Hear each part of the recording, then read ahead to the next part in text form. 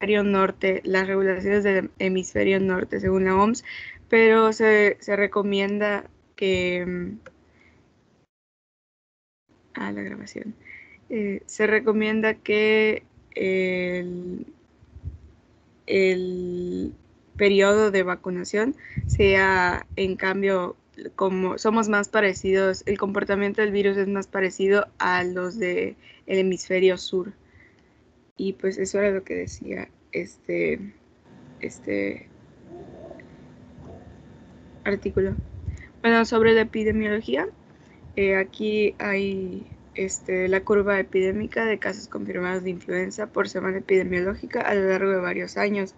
La línea roja, si se dan cuenta, es ridículamente bajo el número de casos desde el 2020, ¿no? 2020 a 2021.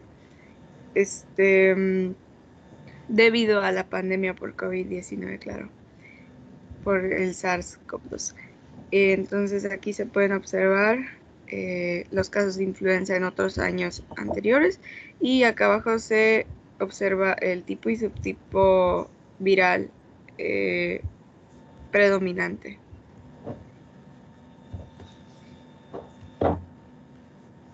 Aquí está la circulación del virus de influenza en México ahorita en el periodo 2020-2021. Como pueden ver, solo ha habido 2 casos, uno de H1N1 de la pandemia 2009, perdón, y uno de AH3N2. Aquí se pueden pues comparar los casos y defunciones por influenza en la temporada 2020-2021, que son estos de la derecha hasta el último, con los de años anteriores. Este año no ha habido defunciones por influenza y solo ha habido 2 casos. ¿De qué semana estamos hablando? ¿De qué semana epidemiológica? Esta, pues, desde la epidemiológica 40 hasta la 53. Este reporte es de la semana 53. De la semana 53 de 2020. Sí, fue periodo 2020-2021. 2020-2021. Bueno, porque el 2021 pues estamos en curso, estamos en la 10. Sí, A lo mejor es la 53 del año pasado, de 2020. Sí, así es. Adelante. Y bueno, la temporada de influenza estacional inicia en la semana 40 y concluye en la 20 del 2021. Y pues el organismo encargado de todo esto es el SINAVE, el Sistema Nacional de Vigilancia Epidemiológica.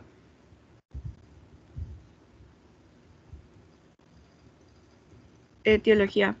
Bueno, la infección es causada por un virus de ARN en sentido negativo, perteneciente a la familia de los ortomyxoviridae. Esta familia contiene 5 géneros, que son la influencia A, B, C, el Izavirus y el Togotovirus. Se distinguen por las características de sus 2 proteínas estructurales, que son la nucleoproteína y la proteína de matriz. Cada género tiene su propia nucleoproteína y proteína de matriz. Estos virus generalmente son de morfología esférica o filamentosa y un genoma constituido por 8 segmentos que le permiten el intercambio de genes y la formación de nuevas cepas. Bueno, aquí hay un pequeño esquema de la clasificación del influenza virus, que tenemos el tipo A, tipo B, tipo C. El tipo A es el único que es una zoonosis, es decir, que puede haber intercambio entre especies. Puede haber, no intercambio, contagios entre especies. Tanto el tipo A como el tipo B pueden causar enfermedad de tipo epidémica en humanos. Sin embargo, la tipo B tiene menor potencial pandémico que la tipo A y afecta primordialmente a humanos. La tipo C solo se presenta en casos esporádicos o brotes y es una enfermedad leve catarral. La tipo A es la que tiene un mayor potencial pandémico y generalmente afecta a muchísimas especies, no solo a humanos. La influenza tipo A tiene una subclasificación aparte, que es según la hemaglutina y la neuraminidasa. Es el antígeno mayor para el cual está dirigida la producción de anticuerpos y cuya función es la adhesión del virus mediante los residuos de ácido cílico en los receptores de la superficie epitelial, pues del epitelio respiratorio, ¿no? Estimula también la fusión de la envoltura del virus a la membrana celular. Se han identificado 16 subtipos de hemaglutina. La neuraminidasa es menos abundante en la superficie viral y su papel principal es impedir el agrupamiento de los viriones y facilita su liberación hacia las demás partes del organismo, ¿no?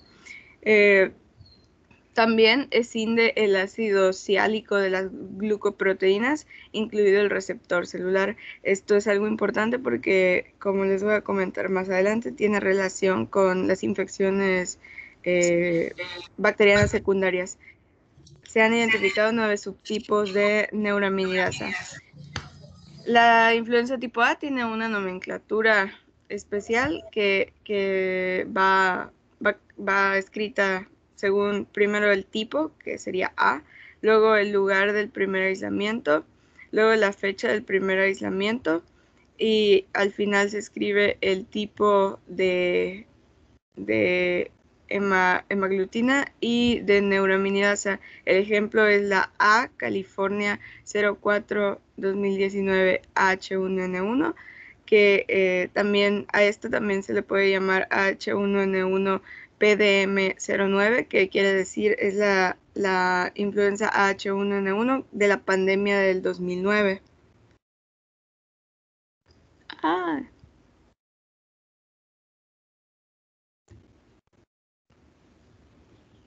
Bueno, aquí es la etiopatología. Era lo que no se veía. Algo le pasó. Bueno, respecto a estructura y replicación, la envoltura del villón contiene las proteínas que son glucoproteínas, es la hemaglutinina y la neuraminidasa, y luego tiene la proteína de membrana M2 y la proteína de matriz M1. La proteína de membrana M2 es un canal iónico, mientras que la proteína de matriz M1 es una proteína estructural que está del lado interno de la envoltura. También tiene segmentos de nucleocápside helicoidal con ARN en sentido negativo unidos a la nucleoproteína y a la transcriptasa. Son 8 segmentos en los tipos de influenza virus A y B y solo hay 7 en el de tipo C. La transcripción y replicación del genoma se lleva a cabo en los núcleos de las células diana. Nos habían comentado de que generalmente los virus ARN se replicaban en el citoplasma, pero en este caso la influenza virus es una excepción a la regla.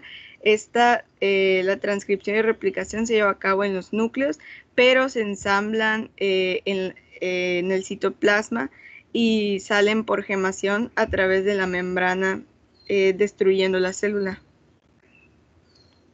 Bueno, aquí hay una imagen de un modelo de la influenza tipo A. También se le dicen virus de la gripe. Es solamente que, pues, comúnmente igual, actualmente se le conoce a varios virus erróneamente como gripe, pero en realidad el virus de la gripe es la influenza. Aquí se puede ver la proteína de matriz bajo la envoltura, la hemaglutinina, la neuraminidasa y los canales M2. Aquí se ve un esquema de la replicación del virus, como pues después de unirse a los receptores, se fagocita y se funde con la membrana de la vesícula del endosoma que lo lleva, ¿no? La transcripción y replicación se produce en el núcleo, luego se sintetizan las proteínas víricas y luego los segmentos de las nucleocápsides se forman y se unen para que luego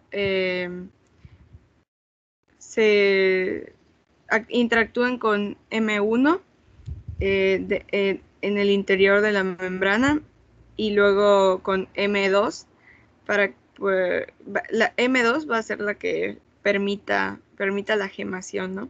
M1 va a unirse a M2, entonces ya va a permitir la gemación y pues ya el virus abandona la célula. Potencial pandémico. Existen dos tipos de cambios genéticos. Ay, no sé por qué se ve así. Permítame un momento.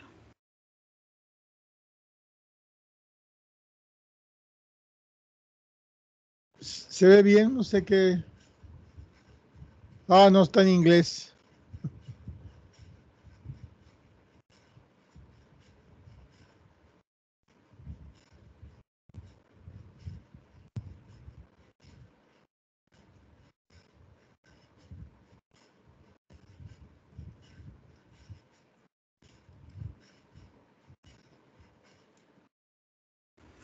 Sí, es que donde la subí, no sé por qué las letras no me aparecen bien.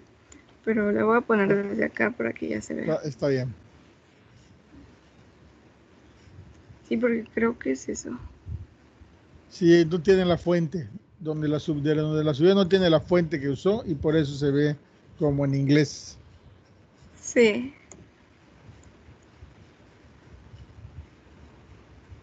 Ahí ya se ve, ¿verdad? Sí, ahí está bien. Pocas. Entonces, el potencial pandémico.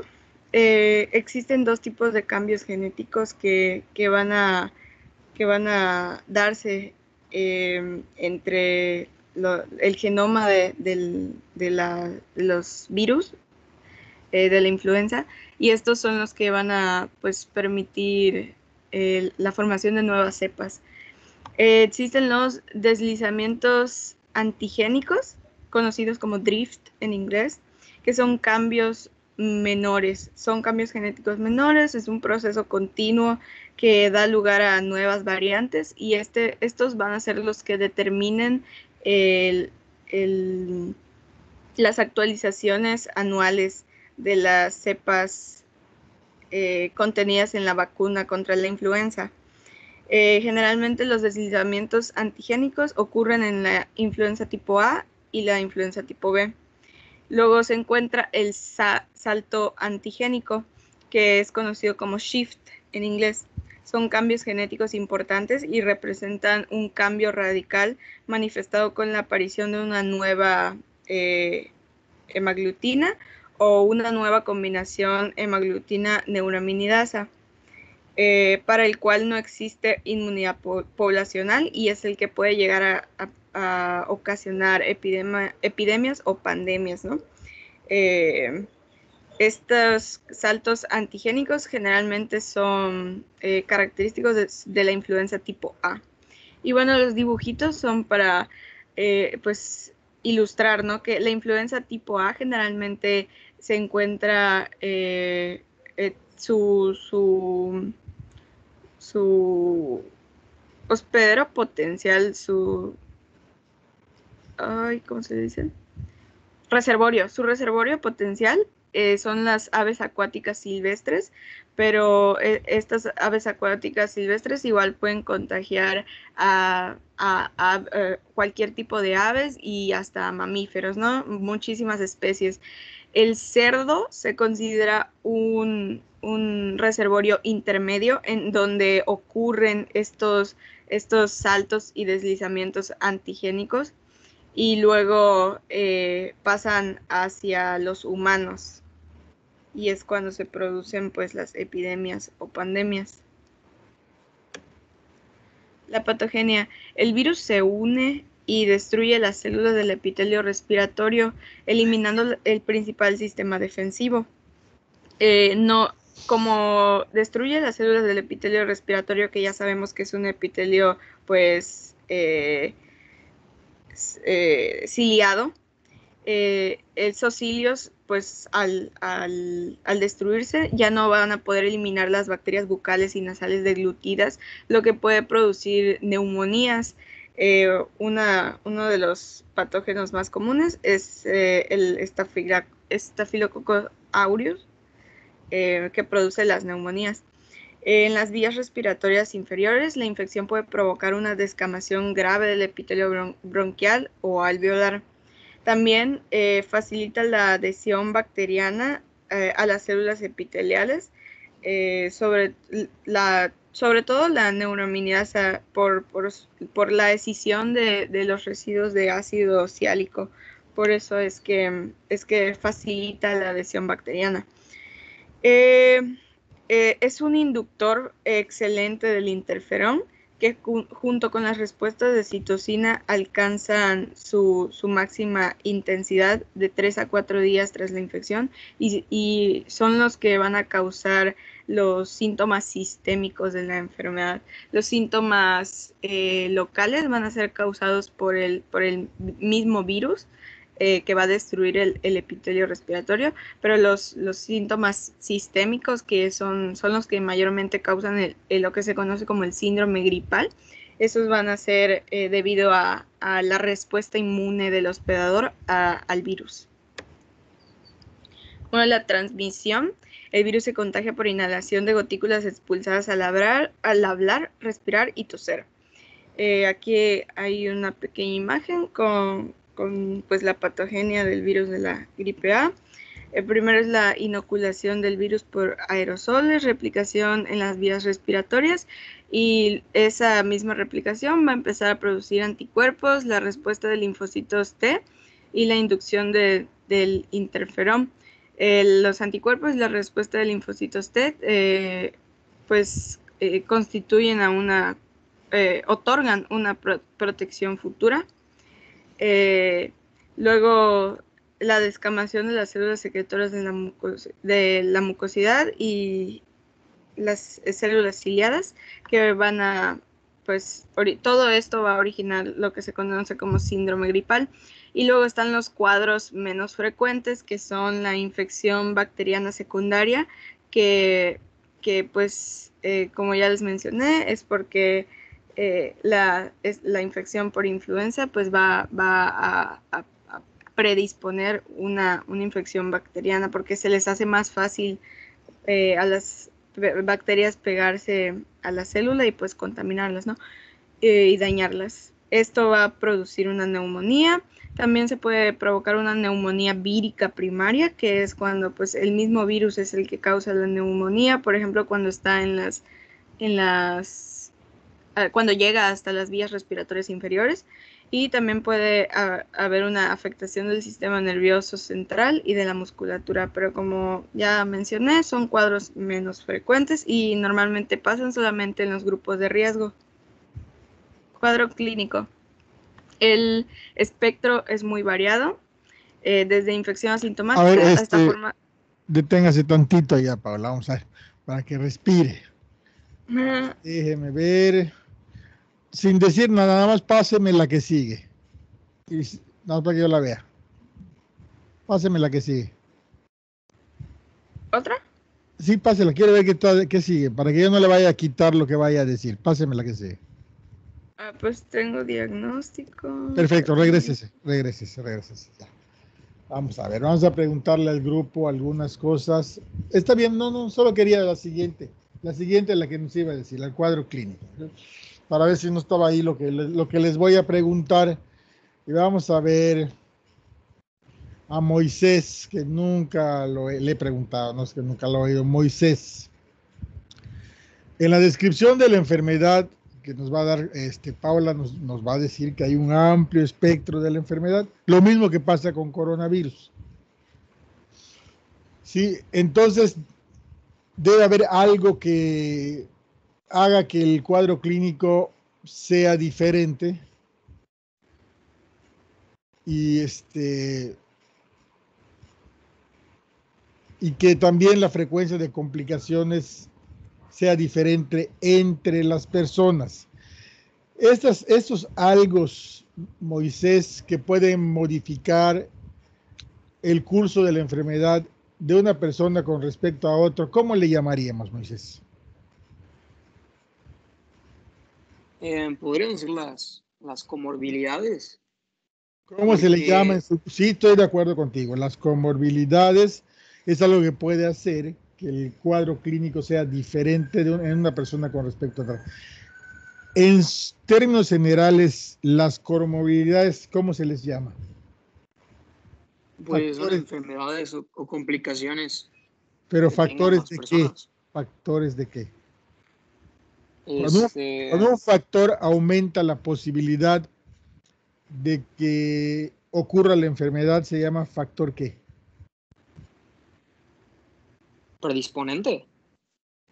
¿O de riesgo? Factor de riesgo. Factor de riesgo. Y cuando un factor aumenta la posibilidad de que el curso clínico sea más grave, ¿cómo le llamamos? ¿Factor qué? Te ayudo. Pronóstico. Entonces, cuando el factor aumenta la posibilidad de que ocurra la enfermedad, se llama factor de riesgo, y cuando el factor sí facilita que haya más gravedad de la enfermedad, se llama factor pronóstico. Algunos factores son de riesgo y también son pronósticos. Por ejemplo, ya nos dijiste las comorbilidades. ¿De acuerdo? A ver, entonces, háblanos de las comorbilidades que pueden modificar la frecuencia de la enfermedad y la severidad de la enfermedad. Dinos 2 o 3 por allá. Ya habías empezado con eso. Pues podría ser la edad, porque incluso en la influenza se recomienda que los grupos de riesgo sean vacunados, es decir, las personas mayores, creo que 60 años. Ah, sí, de acuerdo. La edad es un factor que aumenta la posibilidad de que nos dé influenza, pero además aumenta la posibilidad de que sea grave. ¿Cuál otra más nos puedes decir? Pues considero que igual las enfermedades metabólicas, por ejemplo, la diabetes. Exactamente. U otras metabólicas, ¿no? Entonces, ya nos dijiste que hay personas con riesgos diferentes. Y nos dijiste que había de alto riesgo y de bajo riesgo. Y también nos dijiste que esa clasificación de riesgo servía para tomar una decisión de prevención.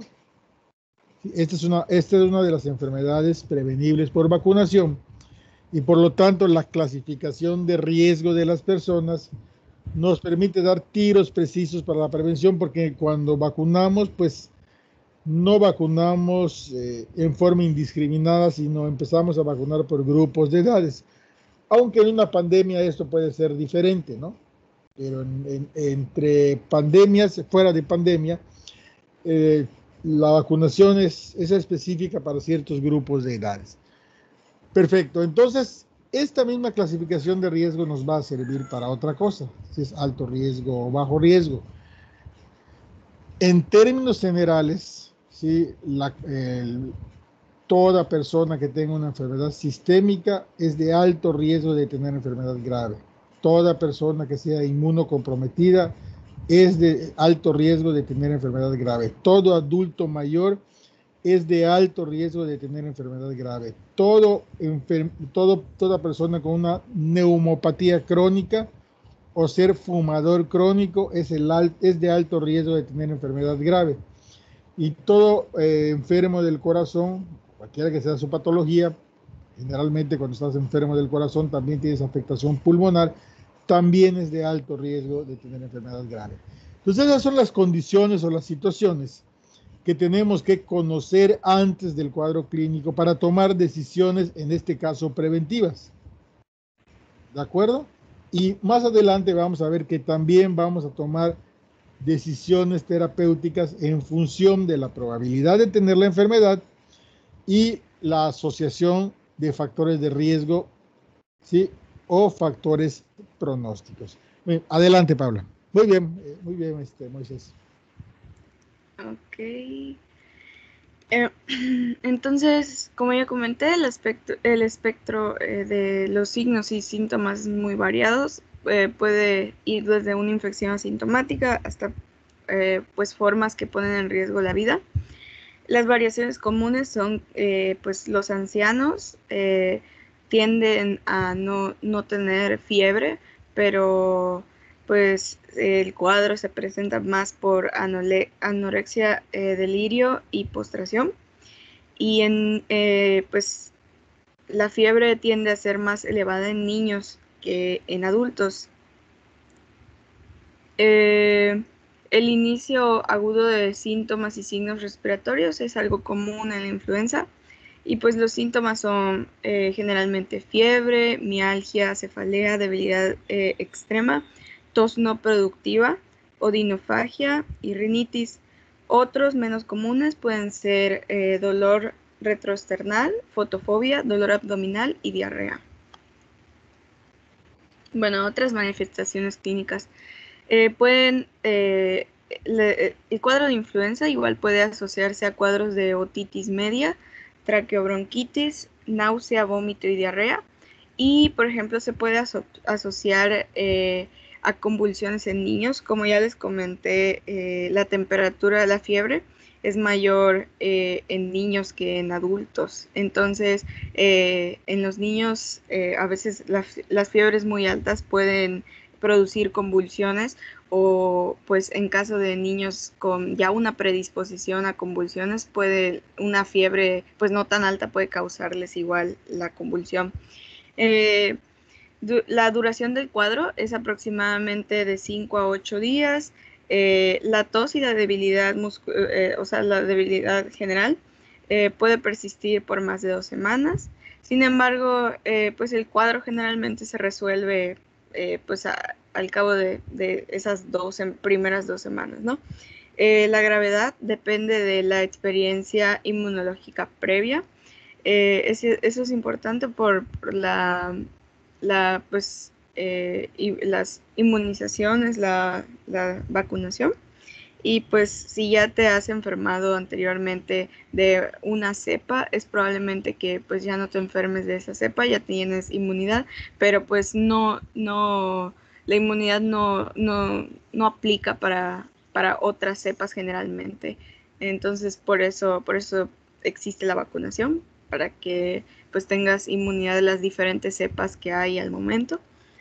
El examen físico, generalmente se puede encontrar fiebre, taquicardia, hiperemia faríngea y una linfadenopatía cervical, sobre todo en niños y adolescentes, en pacientes jóvenes. El diagnóstico. Bueno, aquí está el algoritmo que nos presenta nada más, deténgase un momentito, Paola, para que yo mencione algunas cosas. ¿Sí?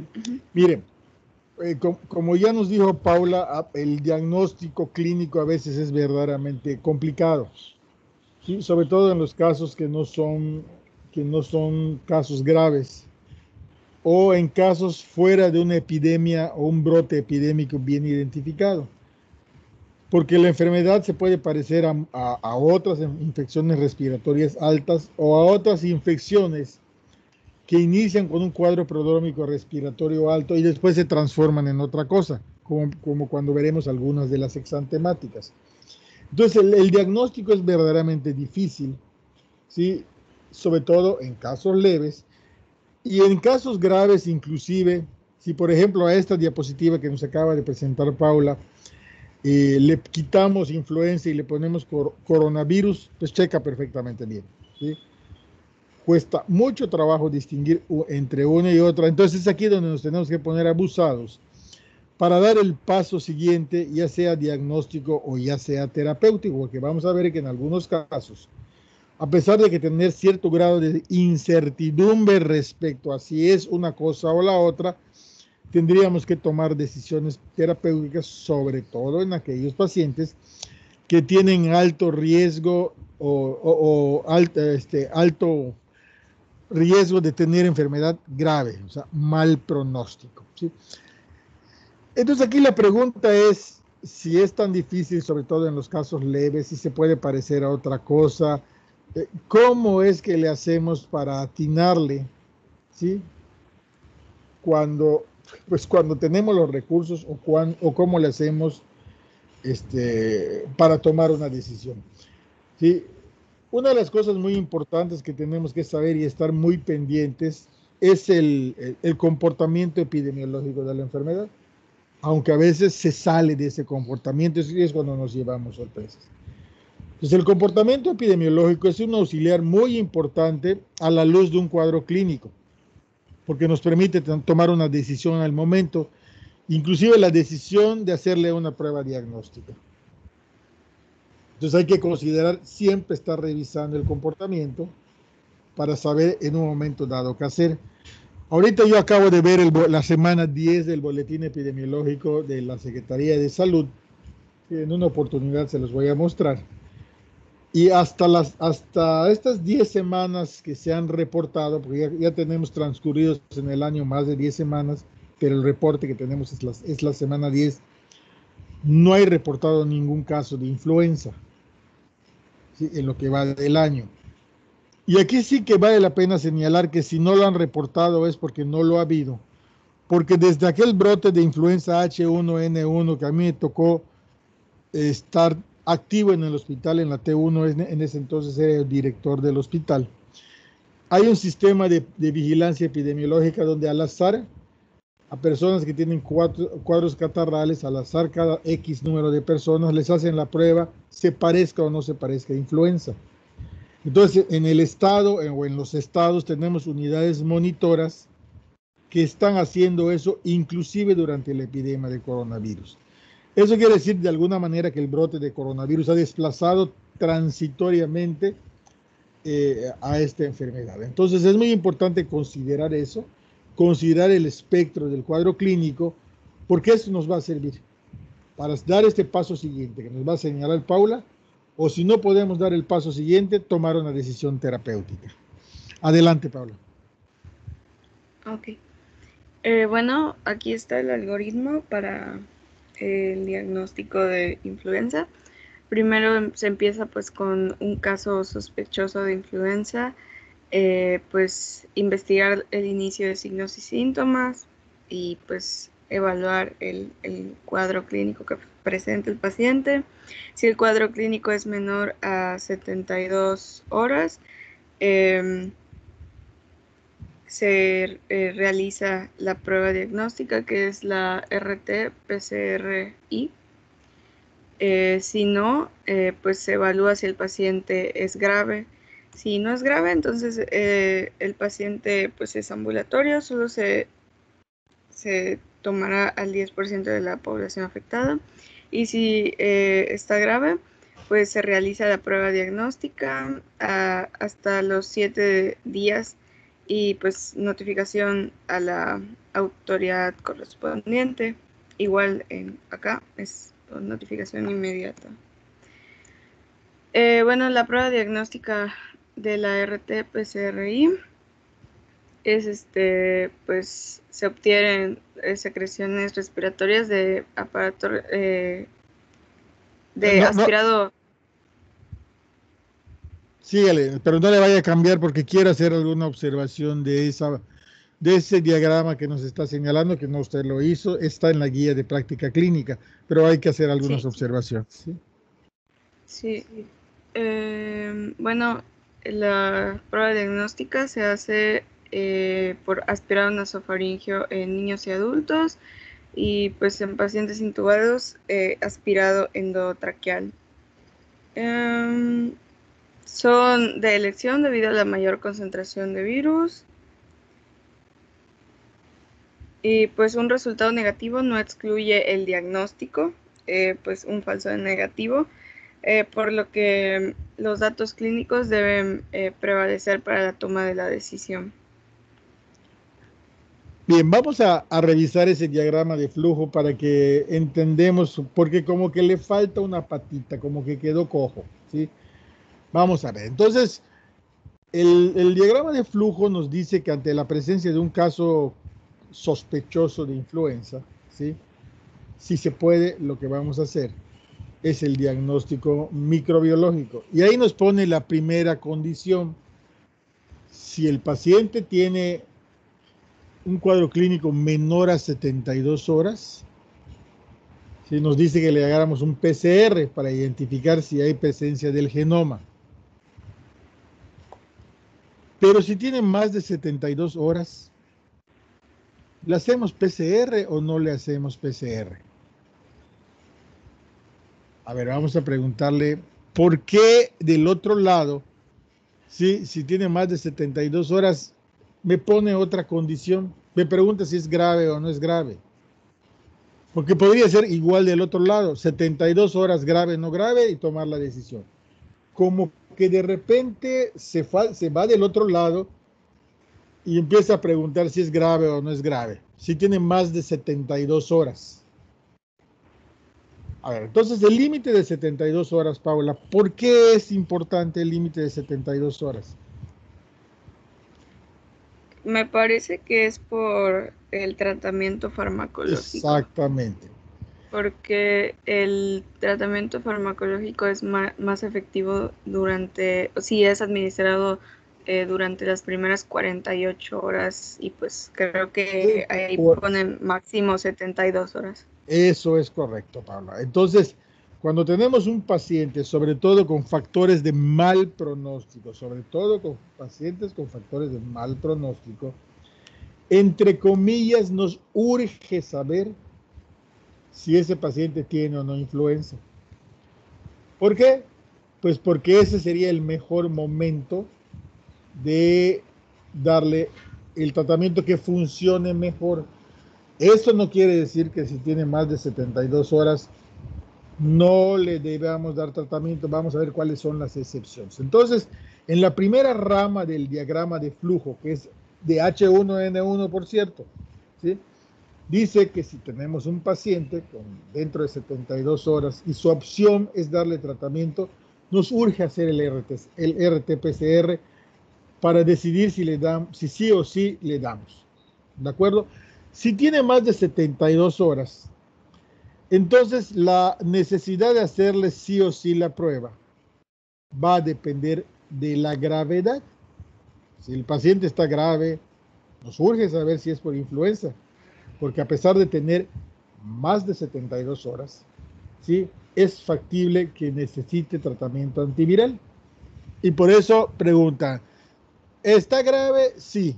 Pues hazle RT-PCR, porque a los graves, pues hay que darle tratamiento a pesar de que ya han brincado la barrera de las 72 horas.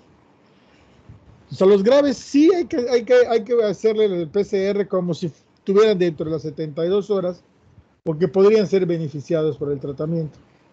Pero ahí nos ponen una condición que es una semana. Si tienen más de 72 horas, pero están dentro de la primera semana, hazle RT-PCR. Paula, ¿por qué una semana? Pues es generalmente lo que dura el cuadro, ¿no? Sí, pero en los graves se puede ir a más allá de una semana. Esa es una de las razones. Pero la duración del cuadro clínico también tiene una razón con algo que pasa adentro respecto a los virus. Y esto lo vamos a ver cuando veamos otras enfermedades. Dengue, por ejemplo, que entra en el algoritmo de diagnóstico diferencial. En términos generales, las pruebas que detectan el PCR son altamente positivas la primera semana. Después de la primera semana, recuerden que empiezan a aparecer anticuerpos. Primero que aparece el IgM, después aparece el IgG, después a lo largo de varias semanas o algunos meses desaparece el IgM y se queda el IgG como memoria. Entonces esa es la razón por la cual en muchas patologías vamos a ver que si ya tienen más de una semana ya no les hagas RT-PCR, que puede seguir saliendo positivo. Pero te dice mejor búscale la alternativa a los anticuerpos. Eso es lo que vamos a ver en otras patologías. Y esa es la razón, ¿sí? Claro que dentro de cada enfermedad vamos a ver alguna particularidad. Entonces ya estamos viendo que el RT-PCR lo vamos a dejar para todos los pacientes que están dentro de las primeras 72 horas, sobre todo aquellos que tienen factores de mal pronóstico o los que tienen menos de una semana que están graves, porque ahí nos urge decidir el tratamiento. ¿Qué pasaría respecto al tratamiento si no puedo hacer nada de esto, sobre todo en la rama del lado derecho del paciente grave y tengo una definición que me apoye influenza? Pues le doy tratamiento. Simple y sencillamente se lo voy a dar, ¿sí? No puedo decir que si no tengo la prueba no se lo voy a dar. Bien, veamos el otro lado de la rama, cuando el paciente tiene más de 72 horas y no está grave. Pues ahí entra lo que yo llamo el sistema de vigilancia epidemiológico que tenemos a lo largo de todo el año. Solo le haremos prueba al 10% de los pacientes, ¿sí? Siempre y cuando estén dentro de la primera semana. ¿De acuerdo? Entonces así ya se aclara por qué de un lado pregunta de la gravedad y del otro no pregunta de la gravedad. Ahora, dentro de un brote epidémico de la enfermedad, es posible que este algoritmo ya no lo hagamos. Como por ejemplo nos pasa ahorita con coronavirus. El paciente está grave, parece que tiene una enfermedad tipo coronavirus, le doy tratamiento. Cambia la decisión terapéutica. Bien, sígale, Paula, adelante. Ok. El tratamiento, igual este es un algoritmo de la GPC. Infección, pues si tenemos infección por un caso sospechoso, pues ya investigar antecedentes. Si la infección no es por influenza, pues se evalúa si hay factores de riesgo. Si no tiene factores de riesgo, pues es vigilancia, pero si sí tiene factores de riesgo, se da una quimioprofilaxis. Si sí es una infección por influenza, se lleva un tratamiento antiviral, generalmente el oseltamivir. Deténgase tantito, ya vamos a aclarar términos. Del lado izquierdo, de nuestro izquierdo, sí, estamos viendo que la pregunta que hay en el rombo dice, ¿tendrá influenza? Sí. Si el paciente no tiene influenza, o sea, ya dijimos que no tiene influenza, pues si no tiene influenza, pues debemos tratar lo que tiene, ¿sí? Entrar en vigilancia o dar el tratamiento de la otra cosa que quizá tenga. Pero ahí nos dice que si tiene factores de mal pronóstico, le demos quimioprofilaxis. Yo creo que no es tan sencillo. ¿A quién sí le daríamos quimioprofilaxis si no tiene influenza, si tiene otra cosa? ¿Por qué darle quimioprofilaxis a alguien que no tiene influenza? ¿Cuál sería la condición para dársela? Milton.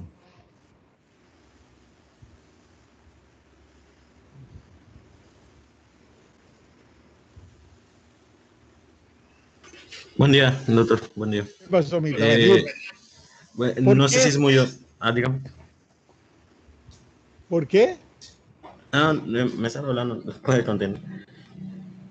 A ver, te repito la pregunta, Milton.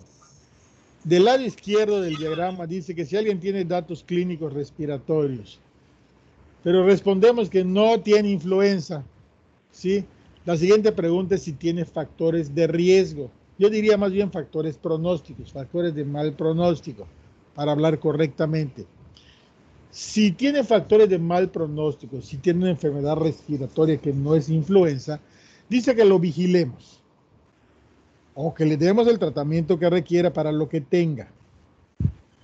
Pero si tiene factores de mal pronóstico y tiene infección respiratoria, ¿sí?, que no es influenza, dice que le demos quimioprofilaxis. Fíjense que así le tendríamos que dar a todo el mundo. ¿O cuál sería la condición para darle quimioprofilaxis a una persona que tiene factores de mal pronóstico y que no tiene influenza? Bueno, pues respondiendo a la pregunta, podemos ver que hay un recuadro a la derecha que dice quimioprofilaxis. Y pues en este caso está recomendando que realmente no necesariamente tiene que ser tal vez por un compromiso de la fisiología del paciente a tratar en quimioprofilaxis, sino puede ser en personal de la salud, que de hecho sí tiene un factor de riesgo por exponerse a múltiples pacientes. Entonces, en ese caso sí se les podría aplicar. A ver, ¿cuál es la condición? Entonces, una palabra. Una palabra para darle quimioprofilaxis a los al personal en riesgo. ¿Sí? Una palabra, Una exposición palabra. tal vez. Exposición o contacto. Y ahí lo Contacto. dice, mira, en el cuadrito número 1. En el ¿Dónde? cuadrito pone como punto número 1, contacto. Sí, doctor. ¿De acuerdo? Entonces, habría que decir del otro lado que si esa persona tiene una infección respiratoria que no tiene influenza, si no es un contacto, no tenemos que darle quimioprofilaxis. Botaríamos nuestro dinero y arriesgaríamos al paciente. Entonces, la condición para darle quimioprofilaxis a una persona con factores de mal pronóstico sería el contacto. Porque si no hay contacto, no le tendríamos que dar quimioprofilaxis, amén de con la que se lo vayamos a dar, que ahorita nos lo va a decir Paula.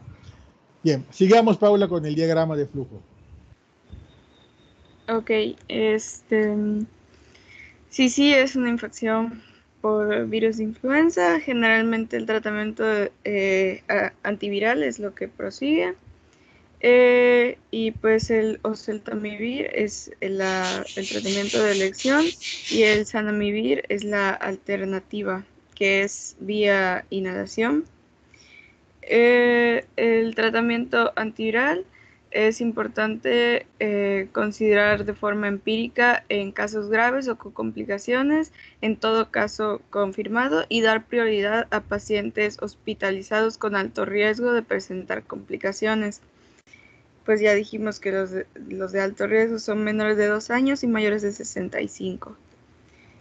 Entre otras cosas, Paula, Sí. recordaré, hay muchas cosas todavía peores que esas que hacen que el pronóstico pueda ser grave. ¿Sí? Asmáticos, por ejemplo, neumópatas, Sí. epocosos, Sí. cardiópatas. ¿Sí? ¿De acuerdo? Nada más para que lo tengan presente, lo estoy reforzando. Sí, igual inmunocomprometidos. Bueno, después de que se le da el tratamiento, se evalúa si tiene una neumonía bacteriana agregada. Pues si no tiene una neumonía secundaria, pues se continúa el tratamiento antiviral, y si no hay complicaciones se le da el alta hospitalaria con el tratamiento y seguimiento. Pero si sí tiene una neumonía secundaria, pues se toma cultivo y pues se solicita el antibiograma, se continúa el tratamiento antiviral y el tratamiento específico antimicrobiano para esa neumonía secundaria.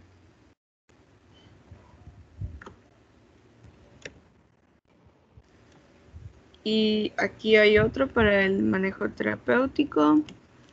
Se sospecha de infección de virus de influenza. Acá están algunos síntomas, ¿no? Que es fiebre repentina superior a 38.5 grados, tos, cefalea intensa, mialgias, artralgias, odinofagia, rinorrea, cansancio extremo y pues otros, irritación de los ojos, náusea, vómito y diarrea.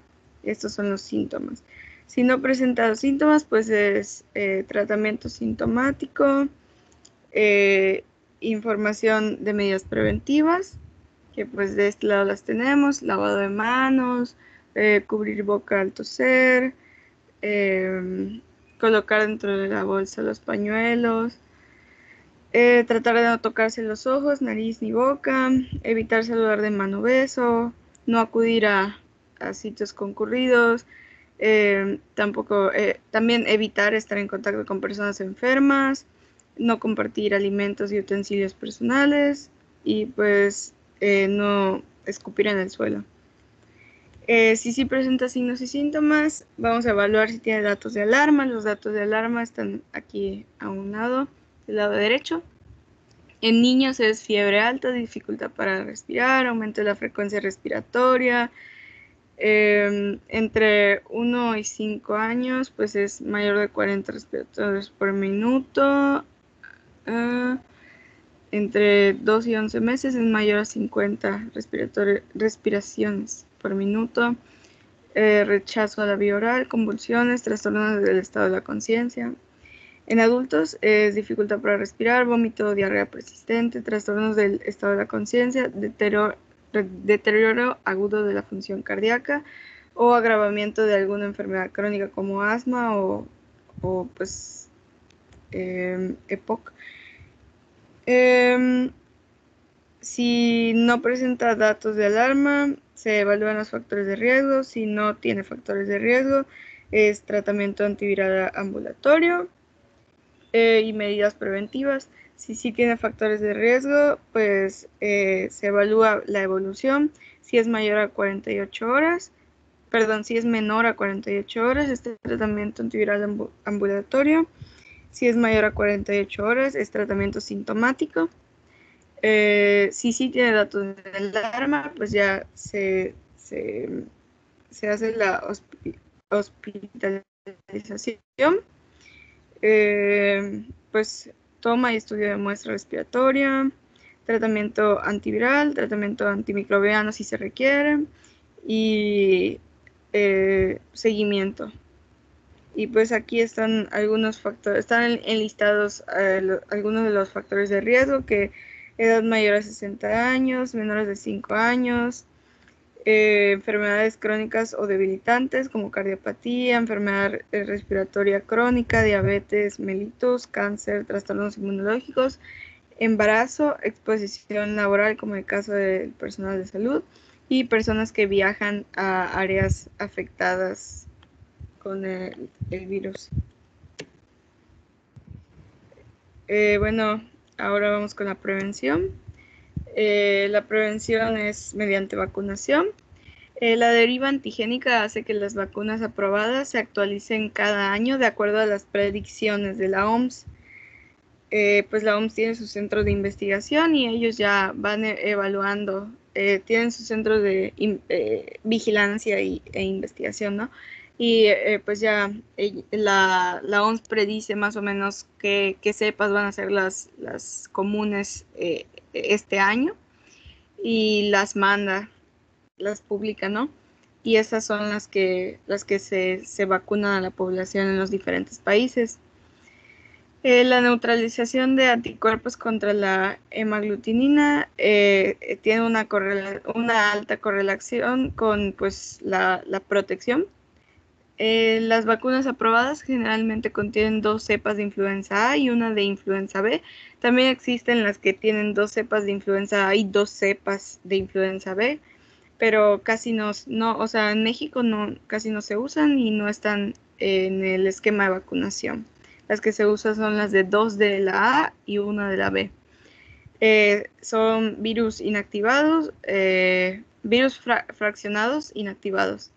La administración es intramuscular en la región deltoidea, generalmente en mayores de 6 años, o anterolateral del muslo, en la región anterolateral del muslo, en menores de 6 años.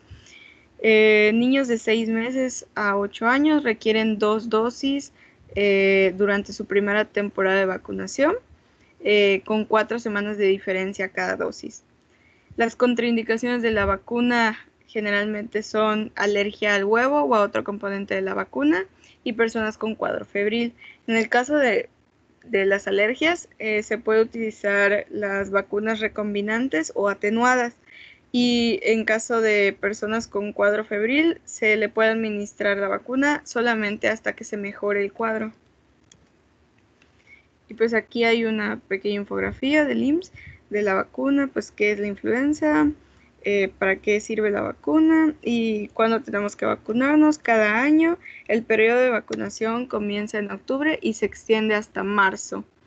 Es altamente recomendable hacerlo antes de diciembre. Y en donde se vacuna en las unidades de medicina familiar, en el caso del IMSS. Y ¿quiénes se deben vacunar? Niñas y niños de 6 meses a 4 años, con 11 meses de edad, adultos de 60 y más años, personal de salud, mujeres embarazadas, personas de 5 a 59 años que viven con VIH-Sida, diabetes mellitus en descontrol, enfermedades del corazón, asma en descontrol, cáncer u otra enfermedad crónica que disminuya las defensas. Es decir, se recomienda vacunar generalmente a la población en riesgo. Historia natural de la enfermedad. Bueno, pues aquí hay un pequeño esquema de la evolución de la infección por el virus de la gripe A, o sea, la influenza tipo A. Y A ver, vemos... deténgase, Paula. La historia natural de la enfermedad yo la reviso solito, la revisan ustedes. Ya vi que ya la tiene, ¿sí? Esa es la última diapositiva. Sí, pues gracias. ¿Y tienen alguna pregunta? Ajá. ¿Tienen preguntas? Bueno, muy bien la presentación, Paula. Excelente, ¿no? Tomó material de todos lados, está bien, está claro lo que tenemos, ¿eh? Y me parece que estuvo perfecto, ¿sí? Muchas gracias. A ver, entonces vamos a ir con el tema de faringoamigdalitis bacteriana y viral. Son las 8:15. 5 minutos para que nos pongan las diapositivas, para que registren su asistencia, para tomar un café o lo que tengan que hacer en esos 5 minutos. Nos vemos a las 8:20. ¿De acuerdo?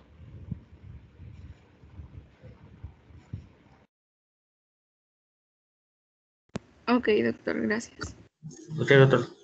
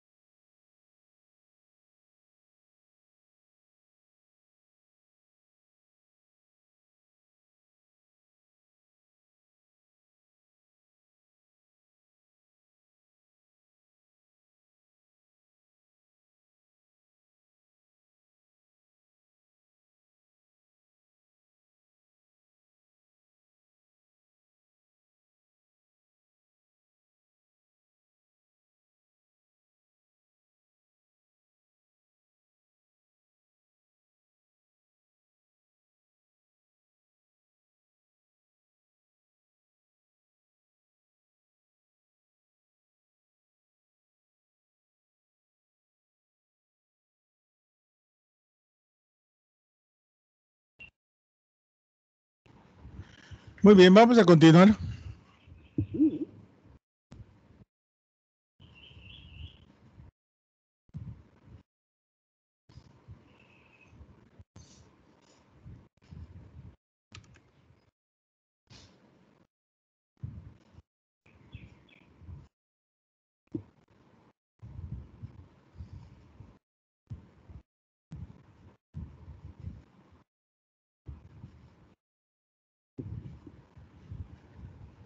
Doctor, Sí, tengo una pregunta. adelante. En el caso de la influenza, después de los 7 días, no es que no se pueda hacer la RT-PCR, pero se prefiere la de anticuerpos, ¿no? Sí, sí, ¿por qué? Porque no es que no se pueda, pero también hay excepciones. En los pacientes graves, si tú insistes en que puede ser, le puedes pedir RT-PCR, pero hay que considerar que después de la primera semana, si sale negativo, no excluye la enfermedad.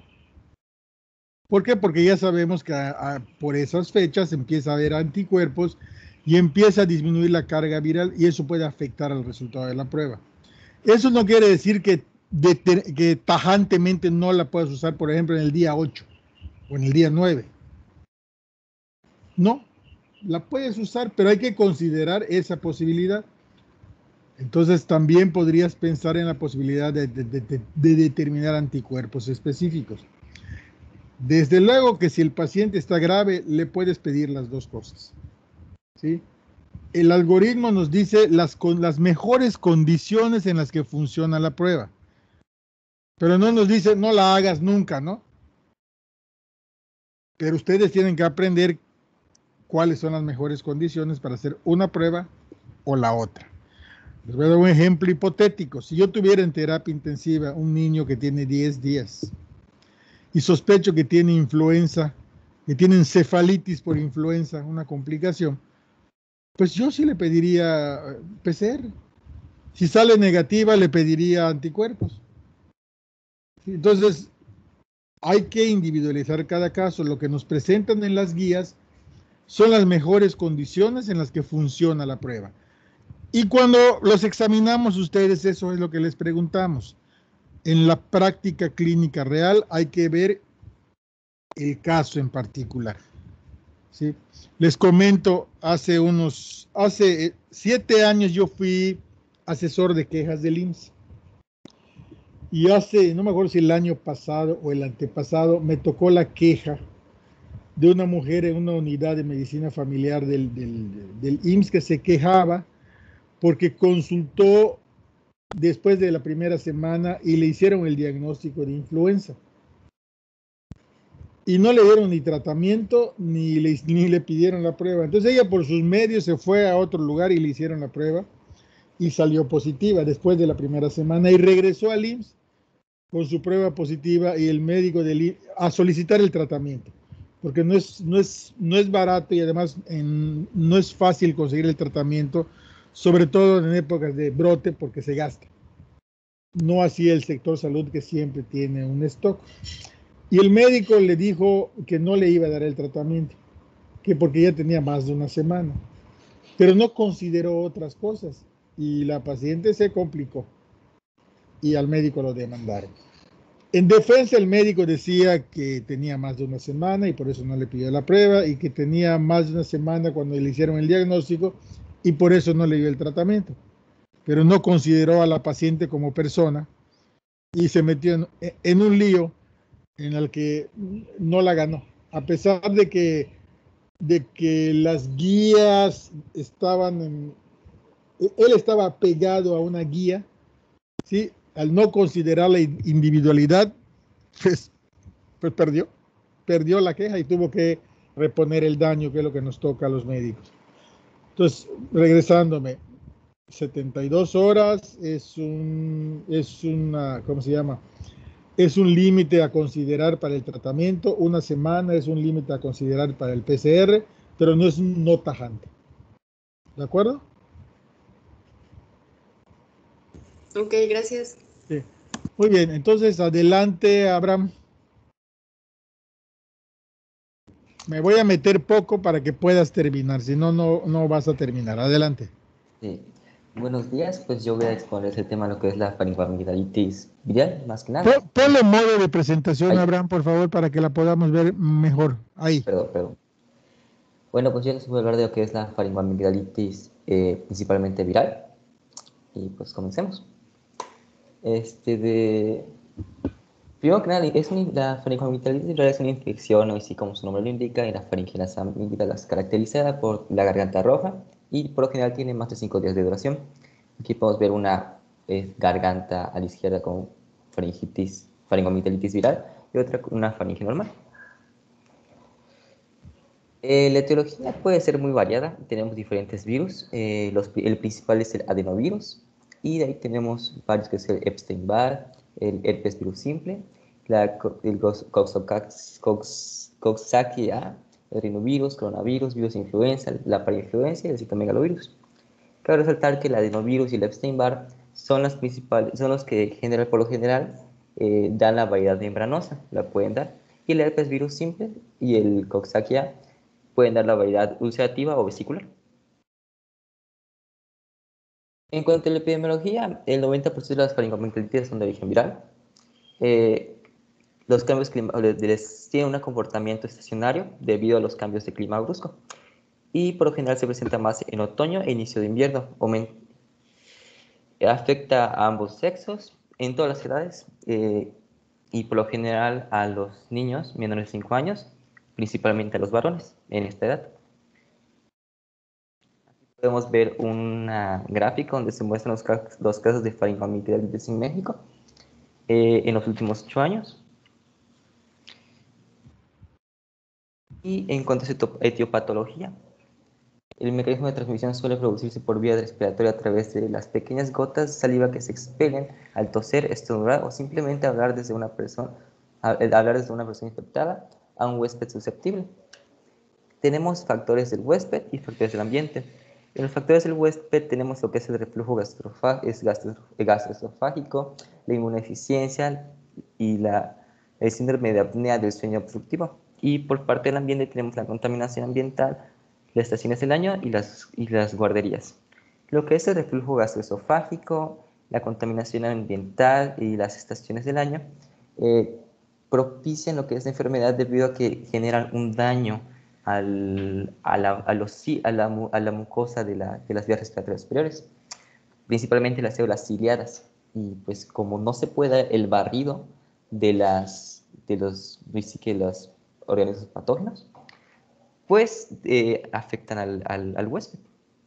En cuanto a las guarderías, pues se ha visto que las enfermedades respiratorias por lo general tienen un ritmo estacionario.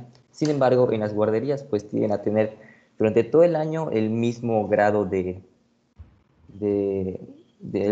grado de incidencia. Y la inmunodeficiencia ya por sí misma te hace susceptible a las enfermedades infecciosas.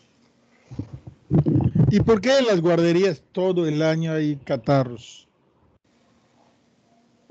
Pues hoy sí que yendo desde el principio, que es que los padres, a pesar de que no se debería de llevar niños con enfermos, pues los terminan llevando. Y pues se hace hay una constante enfermedad en esos lugares. Hay una cadena de contagio. Ajá, cadena de contagios, efectivamente. Sí, en realidad una guardería es un laboratorio de enfermedades infecciosas, ¿eh? Porque los niños pues son incontrolables, se andan besando, se andan pasando sus objetos, andan cambiando sus alimentos. 10 niños son cuidados por una persona. Es un verdadero laboratorio de enfermedades infecciosas. Pero no solo la guardería, también los asilos, también los centros de confinamiento militar, también las cárceles. O sea, aquí lo que tenemos es muchas personas confinadas en un espacio pequeño, donde la cadena de transmisión epidemiológica es muy fácil. Y bueno, recordar que a los niños de guardería les dicen mocosos. Y precisamente les dicen mocosos porque los niños que están en la guardería tienen 4, 5 y 6 catarros a lo largo del año. Y inclusive algunos papás se desesperan y empiezan a peregrinar con todos los pediatras de la ciudad, sin considerar que el niño está bien y el problema es en realidad la guardería. Pero no la guardería como tal, sino que hay otras condiciones en la que hay confinamiento que favorece exactamente lo mismo que pasa en la guardería.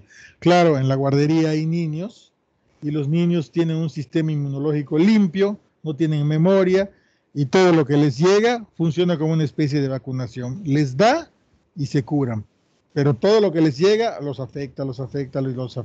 Bien, adelante. Adelante, Abraham. Sí. En cuanto a la patología y la anatomía patológica, ponemos que el agente patógeno se va a implantar directamente sobre la mucosa y va a producir las manifestaciones clínicas de una manera directa, y se va a diseminar por la contigüidad. La faringoamigdalitis va a generar edema e hiperemia en la mucosa y se va a acompañar de un aumento en la cantidad de moco. Y la formación de pus, membranas o úlceras depende generalmente del agente etiológico, y el infiltrado difuso de los neutrófilos varía de intensidad según los agentes causales y es más intenso en las infecciones bacterianas. Eso es importante, esto último importante como para distinguir entre viral y bacteriano. En cuanto al cuadro clínico, podemos tener hoy sí que signos y síntomas muy generales, como la fiebre, cefalea, la anorexia, rinorrea, tos, disfonía, dolor abdominal, vómitos, mialgias, el clásico cosquillo faríngeo, incluso la odinofagia. Sin embargo, en los que debemos de fijarnos para distinguir que es una viral son la rinorrea, la tos húmeda, la disfonía y la conjuntivitis. Mayormente con 3 de esos que tengamos ya podemos hacer un diagnóstico a faringoamigdalitis viral. Y en la revisión, en la exploración, podemos encontrar una faringe hiperémica, edematosa y sin presencia de membranas, excepto en, como se mencionó en la parte de etiología, en los casos de adenovirus y Epstein-Barr, que sí pueden tener membranas sobre las amígdalas. Aquí podemos apreciar en la imagen cómo la faringe se ve roja. Aquí no tenemos presencia de membranas, pero se ve edematosa, hiperémico y rojo. Bueno, hiperémico no podemos saber, pero pues aparenta. En comparación a una faringe normal. Muy bien, entonces, Abraham, déjame reforzar esto porque es muy importante. El tema que tú nos estás dando es el tema de faringitis viral. Faringoamigdalitis, perdón. O faringoamigdalitis viral. Yo creo que un nombre más apropiado, eso no estoy diciendo que estés mal, porque eso es lo que dice nuestro temario, ¿no? Pero un nombre más apropiado para lo que nos estás describiendo ahorita no sería faringoamigdalitis viral, sino sería rinofaringoamigdalitis o rinofaringitis. Casi lo vamos a encontrar en otros libros. ¿Y por qué digo que es mejor que nos acostumbremos a llamarle rinofaringitis a algo que pensamos que es de etiología viral?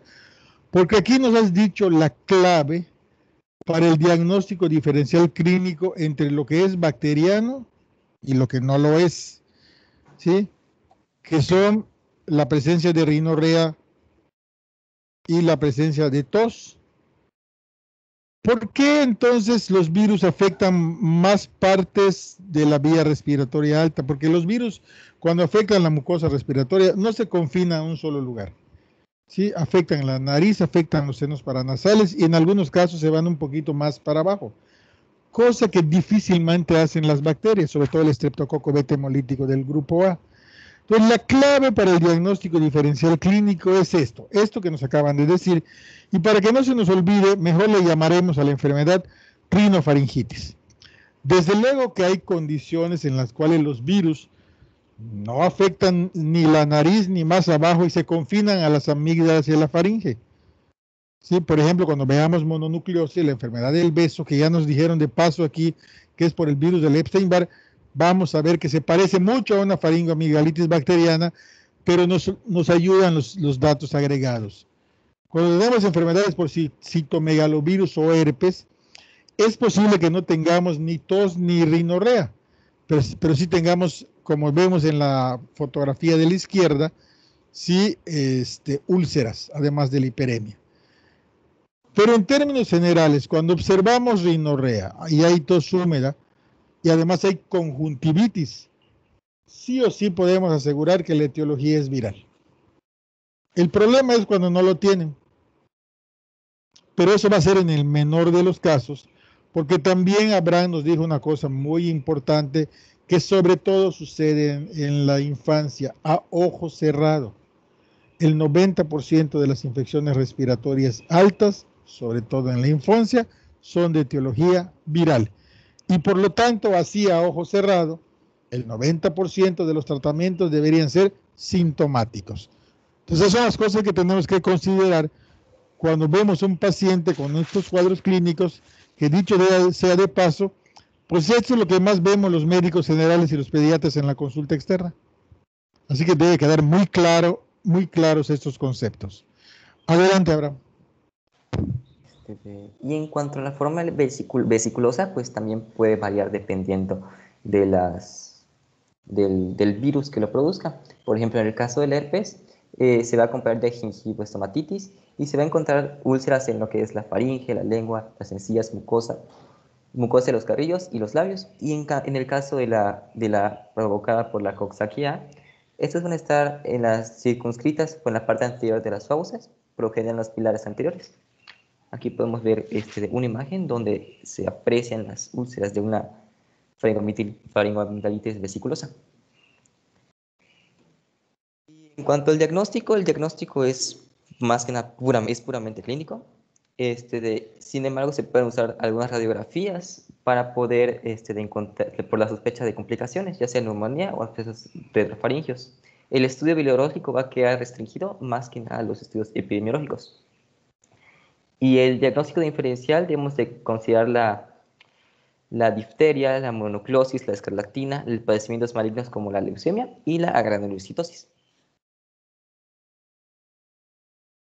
En cuanto al tratamiento, pues tenemos el tratamiento no farmacológico y el tratamiento farmacológico. El tratamiento no farmacológico sí que es el aporte, es un tratamiento muy general, que es el aporte suficiente de líquidos y calorías, el control de la fiebre, mantener permeables las vías aéreas y los colutorios o gargarismos se recomienda con un cuarto de cucharada de bicarbonato, y eso es más que nada para los síntomas como el mayor del tratamiento. El tratamiento de la faringoamigdalitis viral es más que nada sintomática. En los casos de origen viral, pues no está indicado el tratamiento profiláctico con antimicrobiano, pues porque estamos hablando de un virus. Y el manejo inicial sintomático, pues lo primero es el paracetamol, 100 miligramos cada 8 horas de 3 a 5 días. También podemos usar el naproxeno de 250 cada 12 horas de 3 a 5 días. Y sí que podemos usar para la odinofagia un spray de lidocaína o solución. En cuanto a los factores de riesgo, tenemos la cercanía de las personas infectadas, el contacto con vómites, el contacto con humo de tabaco. Las medidas de prevención son las que la mayoría las hemos estado usando por cuestiones de la pandemia, que debería de ser esto siempre. Es el lavado, o por lo menos el lavado de manos, el cubrirse la nariz y la boca al momento de estornudar, asistir a las campañas de vacunación, la utilización de cubrebocas, evitar cambios bruscos de temperatura, ventilar los lugares habitados y limpieza del hogar o habitación. En cuanto a la rehabilitación, pues se podrían realizar ejercicios respiratorios, en caso de ser necesario, y ya la reintegración a la vida social, tomando en cuenta las medidas preventivas. El pronóstico en general es favorable, sin embargo, se debe prestar atención a las complicaciones para poder ser atendidas con prontitud. En las infecciones de origen viral, la complicación más frecuente va a ser la infección bacteriana secundaria.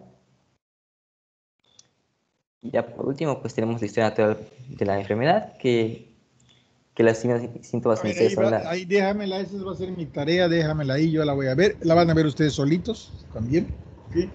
Para que nos pasemos a la que sigue y tengamos tiempo, tenemos 20 minutos todavía.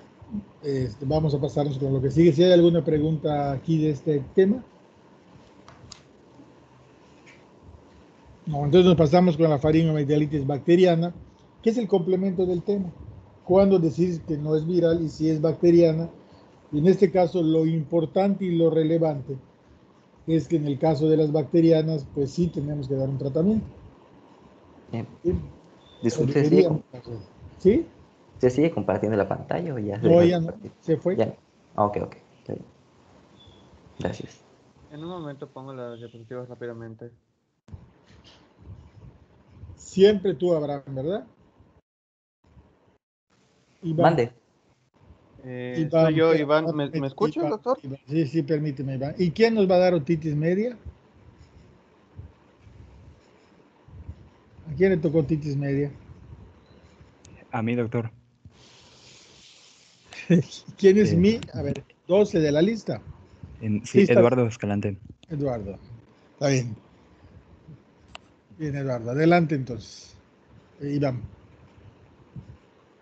Ok, pues para complementar nada más, de hecho van a ver ahorita que es muy parecido, demasiado, pero lo importante no es en qué se parece, sino en qué se diferencia, no es lo que tenemos que fijarnos. Exactamente, Iván. ¿En qué se diferencia?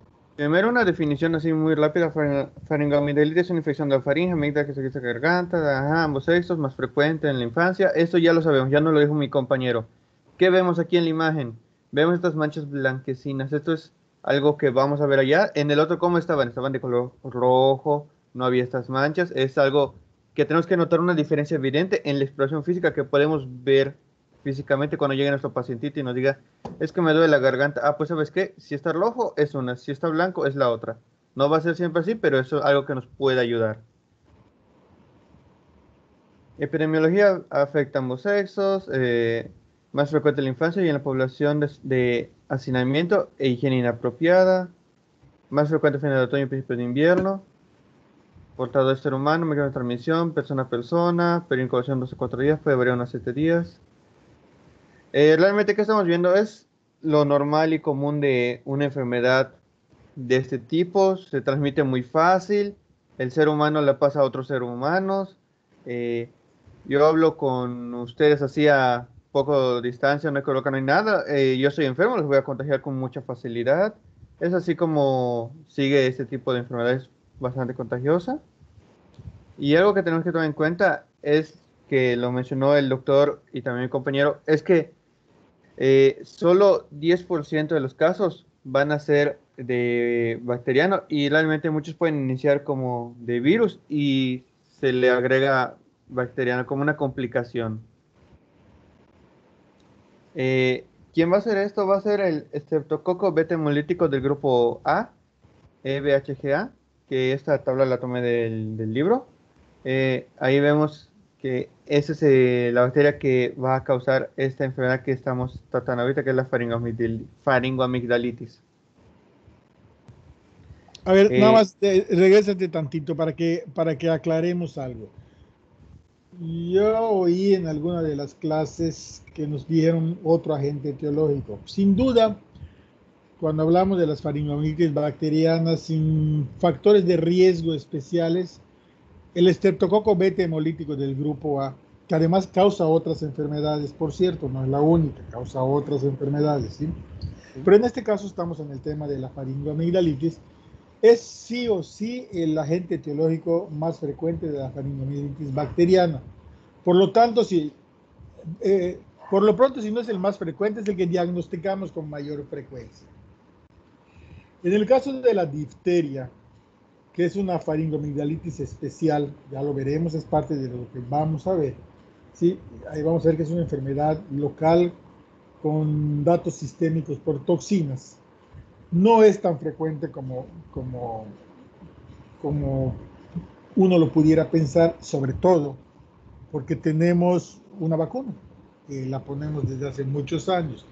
Entonces, bueno, el libro la pone, hay que considerarla sobre todo cuando tenemos una faringoamigdalitis membranosa, que por cierto, la faringoamigdalitis membranosa más frecuente es la ocasionada por mononucleosis infecciosa. Por eso cuando veamos difteria vamos a ver qué es lo que nos hace sospechar, además de las membranas, la presencia de difteria. Y por ahí en algunos de los temas, creo que cuando les pregunté algo de la microbiota, nos mencionaron otro agente etiológico que depende de las prácticas del sujeto. Por ejemplo, nos dijeron que Neisseria gonorrea puede ser causante también de una faringoamigdalitis. Y también podría haber otros que no son tan comunes, ¿sí? Pero que no los consideramos porque yo diría que del 100% de las bacterianas, quizás 95% es por estreptococo beta hemolítico del grupo A. Y las otras quedan disminuidas, quedan repartidas en todo lo demás. Por eso es muy importante que cuando hablemos de la faringoamigdalitis bacteriana no membranosa, ¿sí?, nuestra cabeza está fija en este estreptococo del grupo A. ¿De acuerdo? Adelante. Continuando con su etiopatogenia, pues el sitio de primera invasión va a ser en las vías respiratorias superiores, tiene tendencia a la disminución por sistema linfático y la implantación del tejido linfoide de la faringe. No, no mucho más. Factores de riesgo son prácticamente los mismos que la faringoamigdalitis viral, también las medidas de prevención, tabaquismo, exposición de tabaco contra pacientes con faringoamigdalitis, o sea, el contagio por estar con otras personas, antecedentes de haber padecido flujo gastroesofágico, y se puede prevenir con la utilización de cubrebocas, evitar los cambios de temperatura, evitar la exposición al clima artificial, evitar la actividad laboral relacionada al uso excesivo de la voz. Fisiopatología. Nuestra bacteria causando aumento de proteína M, ácido lioteicoico, estreptocina y exotoxina, proliferación y diseminación, liberación de efectos quimiotáticos e interleucinas, atracción de células inflamatorias y la inflamación y secreción de pus. Básicamente es el proceso sencillo por el cual se va a causar los síntomas de esta enfermedad. A ver, ahí hay un error en el segundo cuadro de arriba, dice estrepticina, ¿sí? O exotoxina. Bien, no es estrepticina, hay que corregir, se llaman estreptolicinas. Estrepto de estreptococo, licinas porque causa lisis, estreptolicinas. Y esto es muy importante porque las estreptolicinas crean anticuerpos en los sujetos que se enferman, y estos anticuerpos se llaman antiestreptolicinas. Y las antiestreptolicinas es algo que nos ayudan para hacer el diagnóstico retrospectivo de la infección por estreptococo beta hemolítico del grupo A. Tenemos dos tipos de antiestreptolicinas, la O y la H. ¿Sí? Que quien nos dio el tema de la estructura de las bacterias, ¿sí?, pues seguramente se acordará que son proteínas, que son parte del componente externo de la bacteria, y esta capacidad de generar una respuesta inmunológica a unos antiestreptolicinas nos sirve a nosotros para decir si están elevadas, si esta persona tuvo o no una infección por estreptococo beta hemolítico del grupo A. ¿Por qué es importante saber si tuvo o no una infección? Por una de las complicaciones que puede, a mediano plazo, que puede dar la infección por esos estreptococos, que por eso son complicaciones no infecciosas, sino inmunológicas. Entonces, nada más te encargo, Iván, que cuando terminemos compongas eso, para que no se nos olvide que las respuestas a las estreptolicinas serán las antiestreptolicinas. Síguele.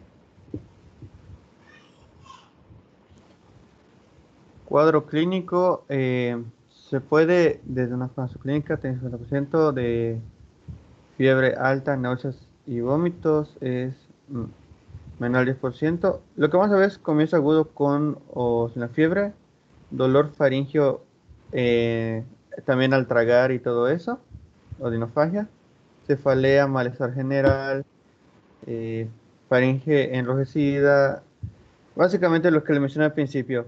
Le duele la garganta, está rojo y encima vemos el exudado blanco amarillento en algunas partes a la exploración física.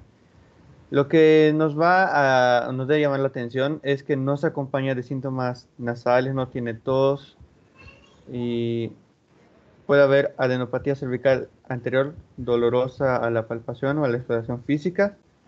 En los niños hay que tomar en cuenta que puede haber dolor abdominal. Y en niños menores de 5 años se caracteriza por nasofaringitis con secreción nasal mucopurulenta. O sea, hace lo que nos mencionó el doctor de los niños con mucho moco, los mocosos. Son unas cosas que tenemos que tomar en cuenta porque también, primero les dije aquí arribita que no va a haber síntomas nasales, pero aquí en niños menores de 5 años sí los puede haber y hay que tomarlo en cuenta. Diagnóstico, pues la triada amígdalas, exudado de inofagia, adenopatía cervical anterodolosa. Y el diagnóstico diferencial nos menciona que el estándar de oro va a ser el aislamiento de epiógenes en un cultivo de esofaringio, pero la guía de práctica clínica y el COMATE nos mencionan que esto solo va a ser utilizado, o sea, no es común utilizarlo, porque por lo general se puede diagnosticar sin esto, y solo se utiliza en casos de repetición, a la vez que también si se complica demasiado. En ese tipo de casos se utiliza las pruebas, que también no es que estén solo para eso se pueden utilizar, pero pues para no atrasar el tratamiento y ¿cómo se dice? Que no gaste de más nuestro paciente. Sí, pero además el reporte lo hacen después de una semana y después de una semana pues ya pasó, o ya le dimos tratamiento o ya se curó. Solo nos va a servir para los complicados. Bien, vamos a puntualizar esto. En el caso de la coaglutinación es una prueba rápida que nos da el resultado en minutos. ¿Sí? Si se tiene el recurso, pues vale la pena usarlo en ciertos casos.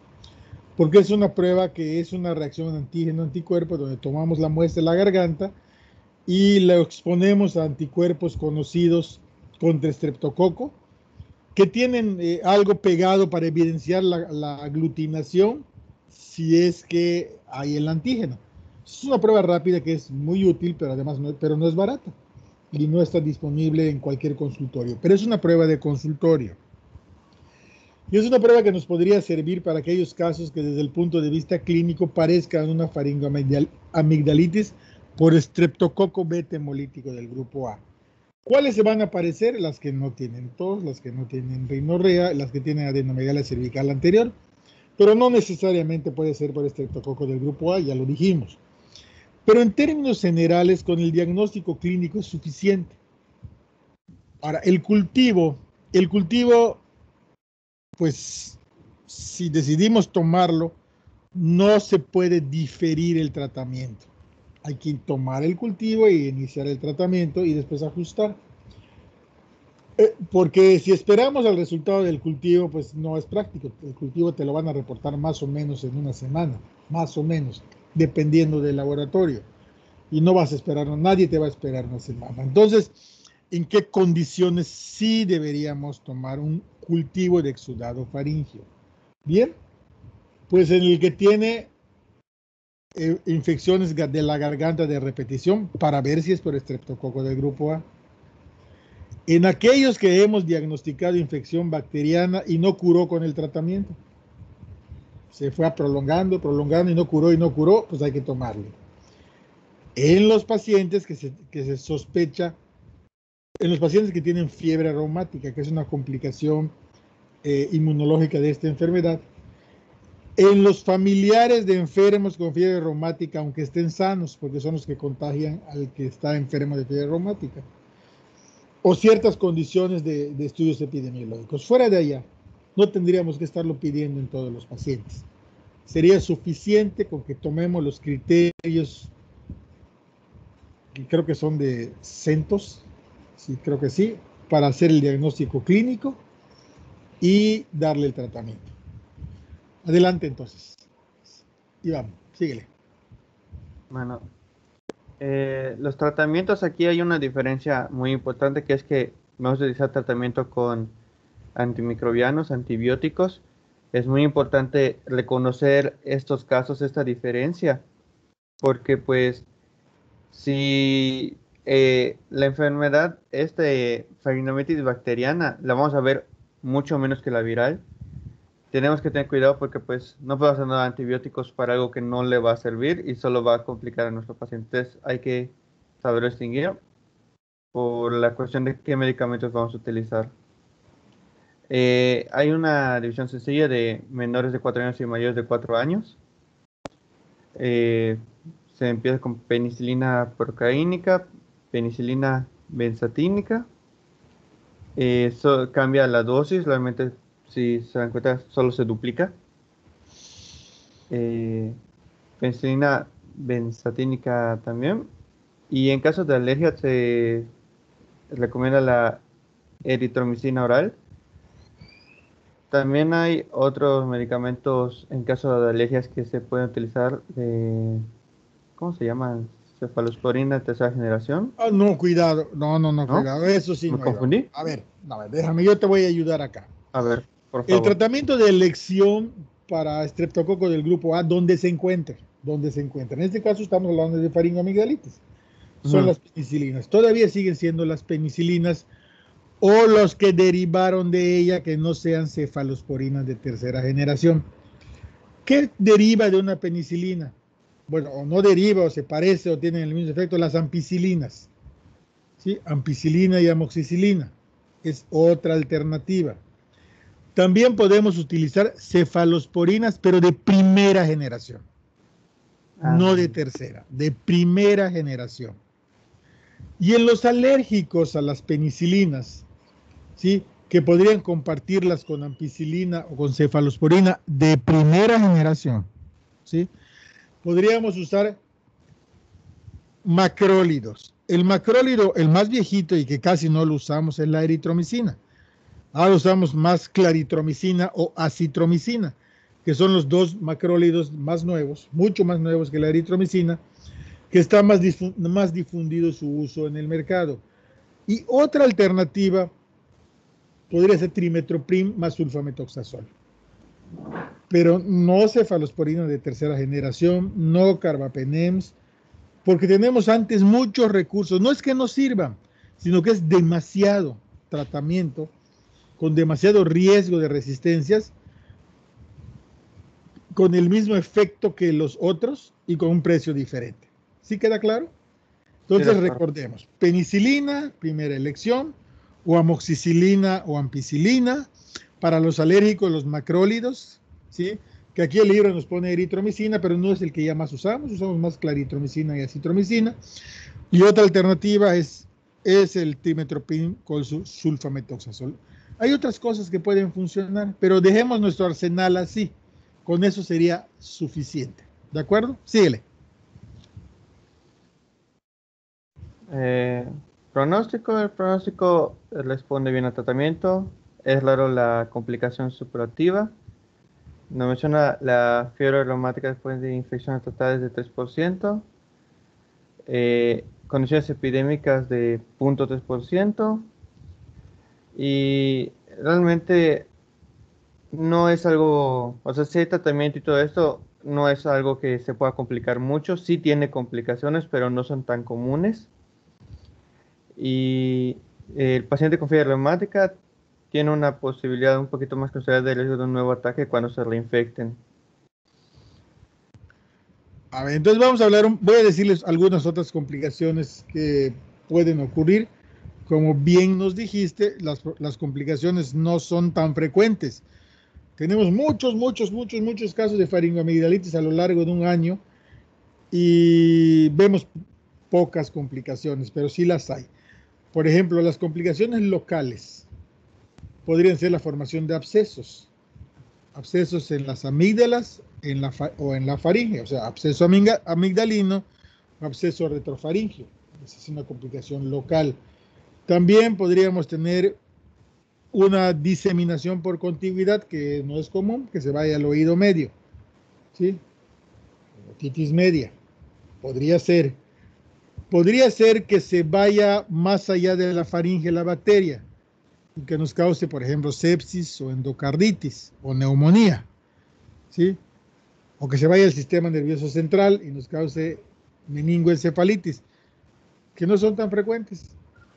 O que tengamos una enfermedad como la que nos mencionan acá, que no es inmediata, aparece 2 semanas después, que está mediada por anticuerpos y que es la fiebre reumática y que se requiere de un factor predisponente en el huésped, ¿sí? O sea, aquí podríamos tener entonces el espectro de las complicaciones, las locales, las por contigüidad, las sistémicas directamente por la bacteria y en este caso la inmunológica, que es la fiebre reumática, y en algunos casos también glomerulonefritis postinfecciosa. ¿Sí? Adelante, Iván. Bueno, realmente ya no queda mucho. Historia natural de la enfermedad de la faringoamigdalitis. Bien, dejémosla, ya estamos sobre el tiempo, son exactamente las 9 de la mañana. A ver, entonces ya entramos en periodo vacacional. ¿Cuándo regresamos?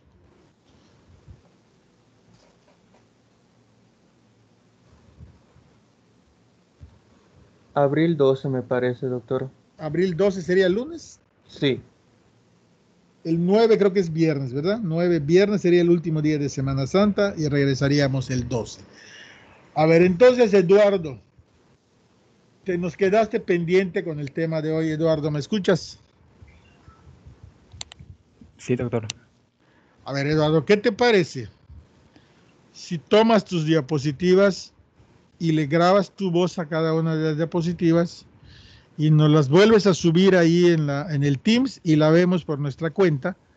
Y cuando regresemos de vacaciones, preguntas y comentarios respecto al tema, pero es necesario que la vean.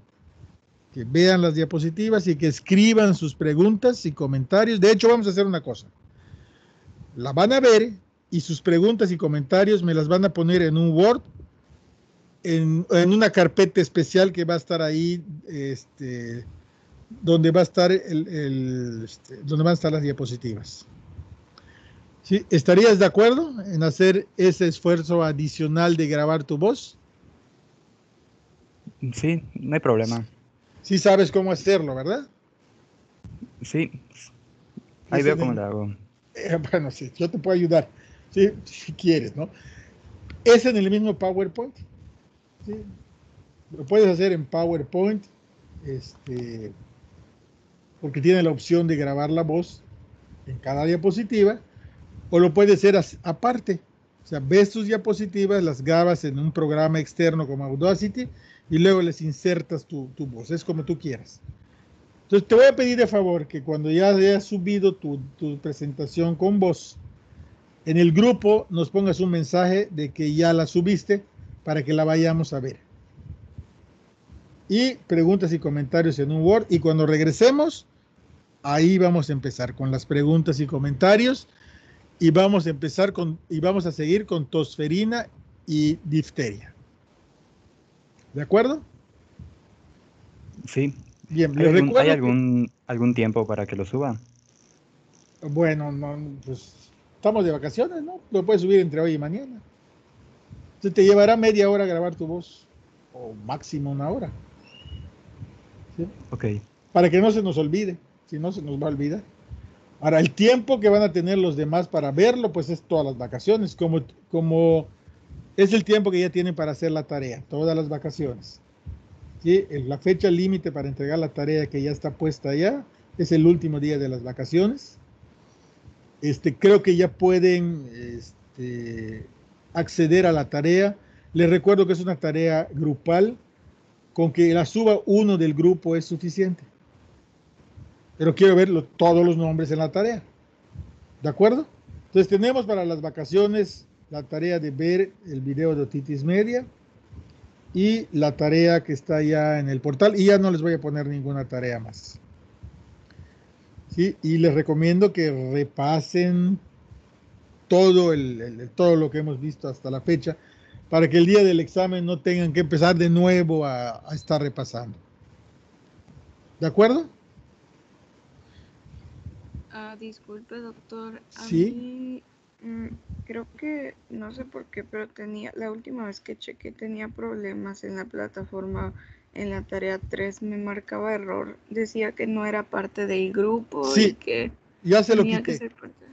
Okay. Quité. Ya le quité esa opción. Lo que pasa es que como la plataforma la venimos arrastrando desde el...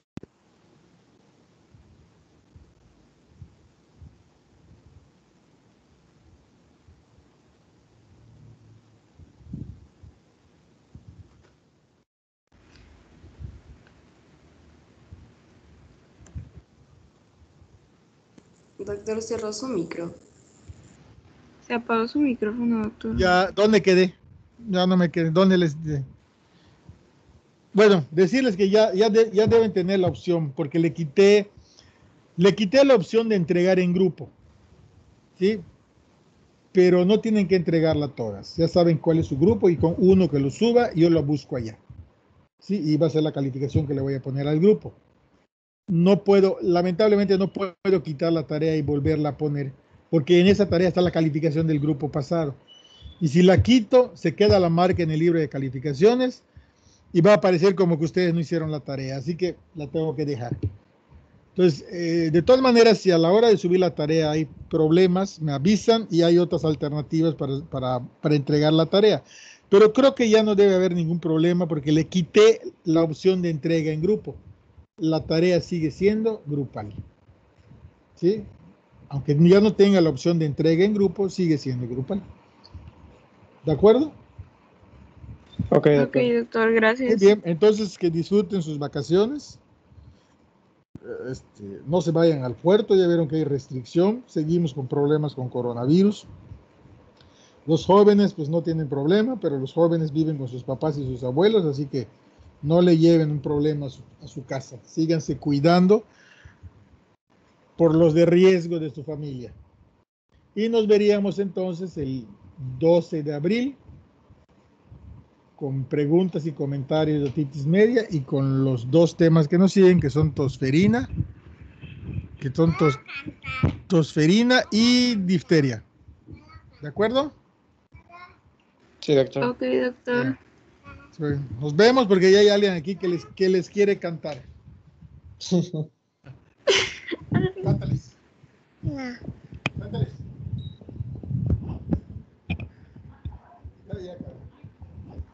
Muy bien, nos podemos retirar. Que tengan bonitas vacaciones. Gracias, doctor, igualmente. Gracias, doctor, igualmente.